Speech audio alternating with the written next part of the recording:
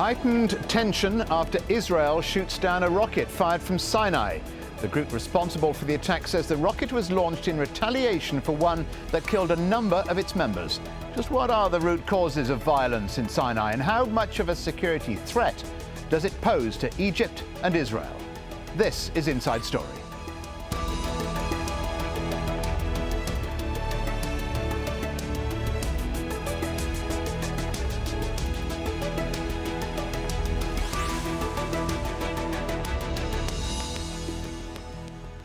Hello and welcome to Inside Story. I'm Stephen Cole. It's one of the most volatile areas in a region which is slipping deeper into political crisis. Egypt's Sinai is seen by many as a lawless hotbed of militant activity. For years, the country's security forces have been trying to root out the armed groups that operate there. On Tuesday, Israel said it intercepted a rocket launched from the peninsula into Israeli territory. It's the latest in a long list of border skirmishes which have intensified since former Egyptian President Hosni Mubarak was deposed. Well, the Sinai is a part of Egypt where strategic interests, poverty and neglect have all combined in a potentially disastrous mix. The Sinai is bordered on the west by the Suez Canal, one of the most important shipping routes in the world. To the east is Gaza and Israel, which occupied the Sinai in 1967. It was returned to Egypt in 1982, but an agreement between the two countries limits Egypt's ability to deploy troops in the area. The Sinai is often thought of as lawless. It's been used as a route for smuggling and other criminal activities. But it's the people of the Sinai, particularly in the north, who are worst affected by the movements around them. Despite its strategic importance, the area was neglected under Mubarak, and it remains one of the poorest places in Egypt. For more on all of this, I'm joined by our three guests.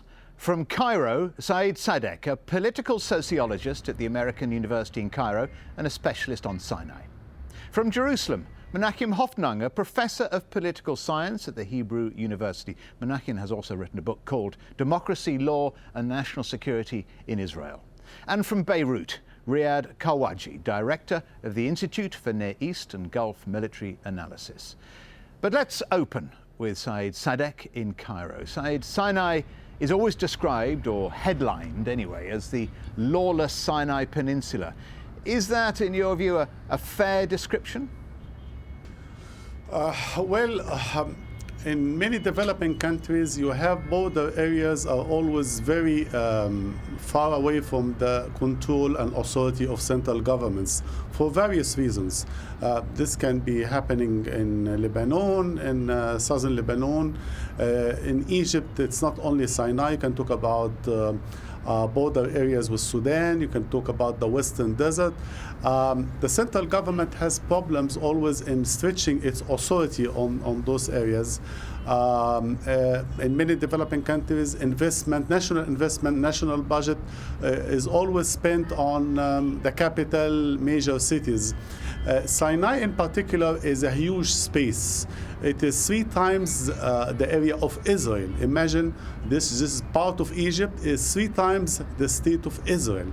The terrain is difficult, mountains, people can hide. It's not easy really to control it, especially if you have political activity that is challenging the state and the authority of the state. Okay, well that's a key point, Said, and we'll return to that. But I want to move on to Riad Kahwaji in Beirut. As an analyst, would you say that lawless description that I asked Riad about is an insult to the Egyptian military, or at the least, perhaps it undermines the reputation of the army? Yeah, of course. I mean, it's the duty of the army and the security forces to make sure that there are no lawless areas in its country. You can never provide 100% security-proof or breach-proof environment, but not to the extent of having a few hundred outlaws, jihadists or Qaeda, or regardless of what you call them, very well armed with heavy weapons, medium weapons, capability to fire Katyusha rockets, to have rocket-propelled grenades, anti-tank weaponry, and so forth, to be well entrenched, taking advantage of this vast desert with very low population, very small population, which made it easy for them to entrench themselves. Over time, they gained strength, and now the military has such a huge task to take them out. They pose so much danger that Israel has agreed to temporarily suspend the Camp David peace treaty to allow the Egyptian military to bring in Air Force armor to uproot these gangs or groups of lawless fundamentalist gunmen. Okay, well, let's go to Jerusalem and Menachem Hofnung. Menachem, Sinai is home to a vital part of Egypt's economy, as we all know, the Red Sea luxury resorts. But the long-standing accusation is that just a few miles inland and you find a sanctuary for a range of armed groups, many of whom is thought share the Muslim Brotherhood ideology. Is that accurate?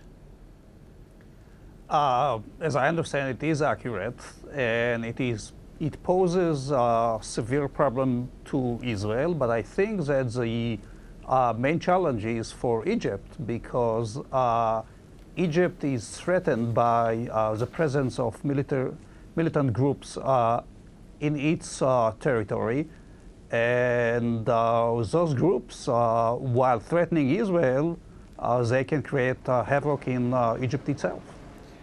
Do you believe Israel was in any way involved in the recent attacks that have killed and injured Egyptian armed forces?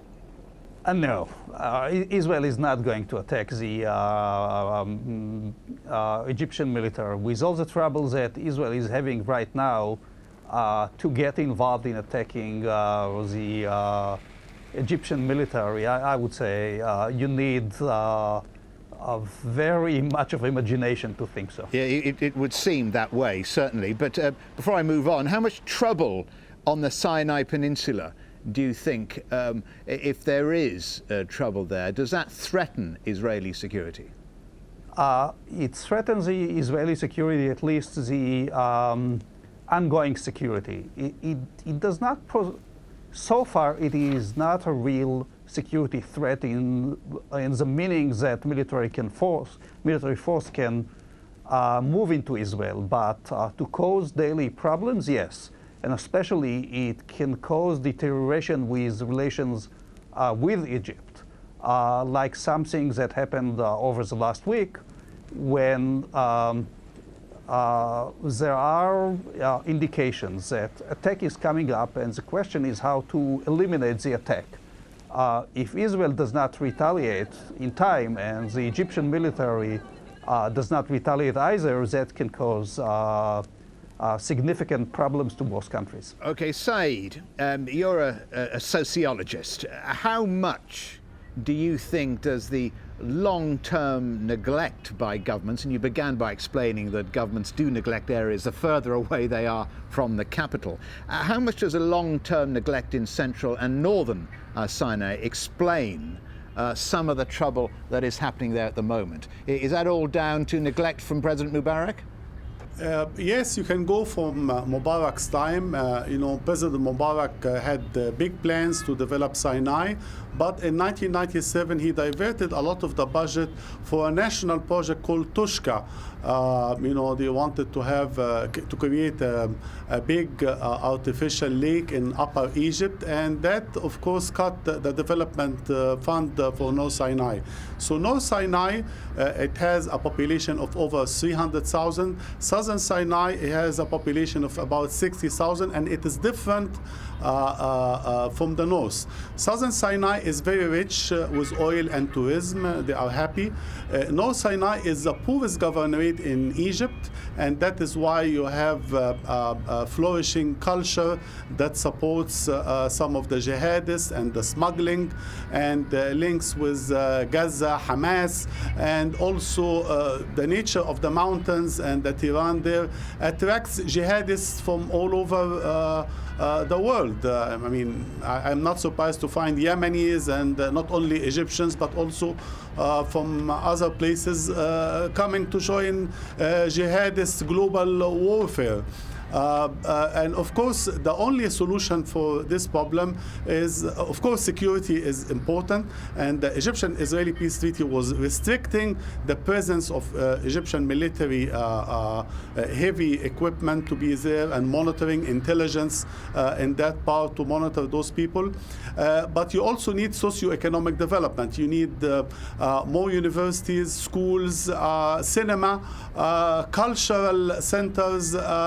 And in this way, you can, divert the people away from jihadist ideas. That looks unlikely, certainly in the short term, as I'm sure you'll agree. But Riad Kahwaji, just touching on what Saeed said there, the region has attracted greater Western scrutiny over the last couple of years, amid fears that there have been recent arrivals of fighters from other places. And that's turning Sinai into a sort of incubator for terror groups that may target Israel in the West. Is that likely? Does that all add up? Well, the Arab Spring has worsened the situation in Sinai, especially of what happened in Libya, the breakup of the state and the military forces, and disbursement of weapons, and the spread of fundamentalist groups up there.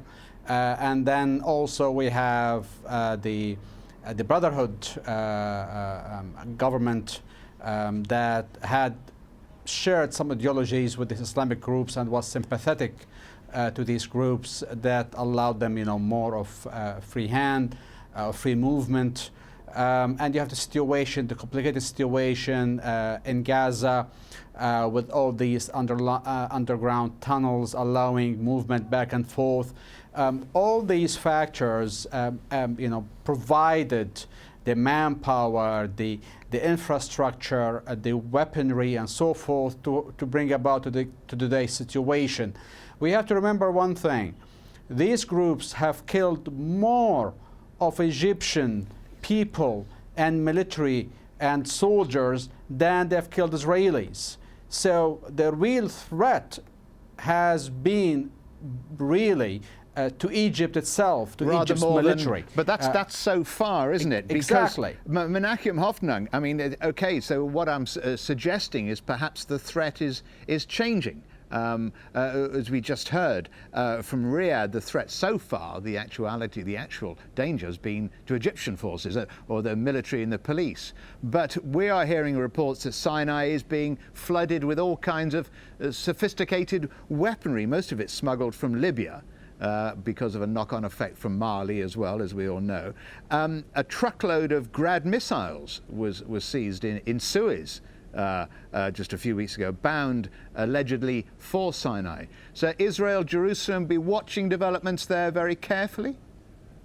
Oh, yes, that's for sure, because for about 30 years, the Egyptian border was very quiet. Israelis came in large numbers to tour Sinai. Myself, I've been a couple of times into Sinai, and this seems to be now long memory. Obviously, it is a situation that is going to change, even if the Egyptian military is cracking on the radicals.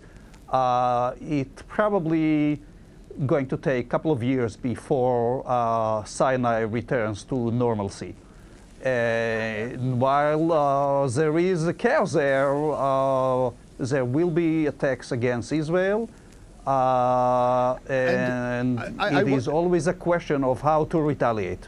I wonder whether Jerusalem would like to see greater investment from Cairo in Sinai. to head off a potential of jihadist groups meeting there, grouping there, gathering there, as Said did say that it needs greater investment.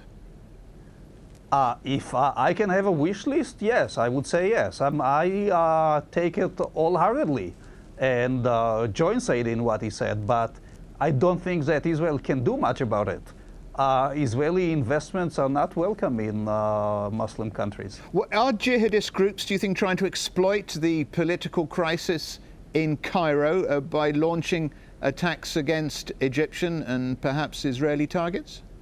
They sure do. I mean, one of the reasons for attacking the Egyptian military is to make provocations, especially if it is along the Israeli border, and to make both the Egyptians and Israelis retaliate in a way that Israel can be blamed of attacking Egyptian targets. And Said Sadek, do you believe perhaps that Cairo might see the indigenous people of Sinai as a threat, a security threat on the border with Israel? Not at all. There is agreement and arrangement and meetings between the army commanders and the tribal chieftains about how to deal with the security situation. We have to remember that when we talk about terrorism in Sinai, we are actually talking about the northeastern part of Sinai. The rest of Sinai, there is not any terrorism. I mean, in South Sinai, tourism is going on as usual.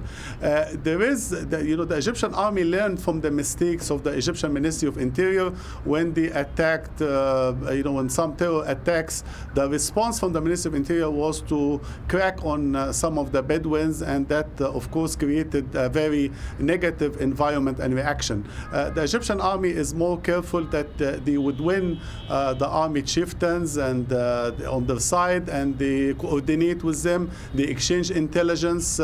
In many situations, the tribal chieftains help the Egyptian army in locating wanted terrorists, and this is very good. And I believe that in a certain period of time, the threat of terrorism would be very much reduced in northern Sinai. Mohamed Morsi was the first Egyptian president to visit Sinai. His efforts to hold or open a kind of dialogue with the people there didn't last very long. Why was that? I don't think he was serious about it.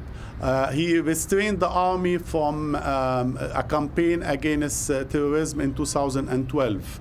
And it was clear, even look when some Egyptian army soldiers and officers were kidnapped, he wanted the safety of the kidnappers and the kidnapped. And so it was not clear his political orientation. He had been seen in public hugging well-known ex-terrorists who had not repented. And so his stand regarding terrorism in general, not only in Sinai, was not clear. In fact, it was generally taken against him. And so the army was not happy with what the president was ordering and suspending them and doing a lot of things. But now when he is gone, they felt that it is time to clean North Sinai and clean the area. In the last 2 or 3 years since the revolution, Egypt was not able to face the trouble in Sinai because everybody was busy with Cairo, Alexandria, the political turmoil in the country. But now they think that now we got rid of a president who was supporting or sympathizing with some of those so-called jihadists. They felt that this is the time to do it and clean up. What about, let's go to Riad Kahwaji, because this is the key question for many observers and some analysts as well that I've talked to. Sinai, as we all know, and we've all been there, is a very large stretch of sand, of barren land largely, a very large stretch, about 300,000 inhabitants and not many at all. It constitutes, in some people's eyes now, a very suitable area, geophysically anyway, for Al-Qaeda to operate in and hide. And its location on the border with Israel and Gaza as well adds to the significance, and they have access to water on the Red Sea, of course. Does this increase the reason perhaps for the Egyptian military to move in and take out militants based in Sinai, Riad? Well, it should be just enough reason to have in your country a great security threat like that of these groups to pose a strong enough reason for you to move in as armed forces to take them out. So I think the armed forces right now is moving in a correct manner. The way they besiege the area, they cut off all the supply routes.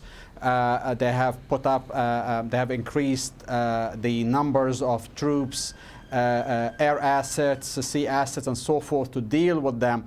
I think we're seeing now a turnaround, a tipping balance in favor of the armed forces. Under Morsi, we saw the government engage these, like the kidnappers. It was negotiating with the kidnappers, and it released the kidnappers. Just in return for releasing the hostages. This is a very, very encouraging for lawlessness, when you negotiate with the terrorists, and then you let them, set them free. This is just help, actually encouraging them to increase in strength and flourish. Right now, we see a turnaround. We see the Egyptian army in a more determined manner, in a more well-planned strategy. There is a strong international support. There is a very strong national support from the people of Egypt to this campaign, strong sympathy to it. I think it's going to be just a matter of time before we see the groups over there become reduced in number, and we see their activities become under a stronger and stronger control. The contrary view, Menachem Hofnung, is the Sinai became increasingly lawless since President Mubarak was ousted 2 years ago, and in the current climate, that pace of violence has again intensified after President Morsi was arrested. I think this is the case. I hope I can join Mr. Kahwaji with the hope that the Egyptian army is able to eradicate the Islamist groups, but I doubt it very much. I don't see the determination. There may be a will, but it is going to take time, and you need investment, you need strategy, and above all, determination. In the current climate of political uncertainty, that's unlikely, isn't it? It seems unlikely. I hope I'm mistaken, but judging the behavior of the Egyptian military in the past, their first priority is Cairo, and Sinai is second. And as long as there are troubles in Cairo, I don't expect the Egyptian military to go full force against the groups in Sinai. Sadek, do you see Sinai becoming increasingly important strategically because of the lack of leadership at the moment, political leadership in Cairo? No, there is an attempt by the Egyptian government to control the country, but the reaction from the Muslim Brotherhood is to try to spread instability in the entire country. They are making trouble in Sinai, also in Upper Egypt, attacks against the Copts. They hope that this way they can disperse and undermine the security concentration on them in Cairo, so that they go and look the other way. I think this strategy is going to fail in the end, and the Egyptian army now has a plan, and very important, as our colleague in Beirut mentioned, public opinion is supporting the army to get rid of the terrorists once for all, or at least reduce them, cut them into size. And we cannot let any terror group with heavy weapons, dictate our foreign policy or dictate what the central government is doing. I'm optimistic that once the situation in Cairo is also cleared, the fighting in North Sinai would lead to an end to this kind of terrorism that exists in North Sinai. Thank you. And thanks to all my guests, Sadek, Menachem Hofnung and Riad Kahwaji. And thank you for joining us on this edition of Inside Story. If you want to send us your feedback, email your thoughts to insidestory@aljazeera.net. Thanks again for watching. I'm Stephen Cole. Goodbye for now.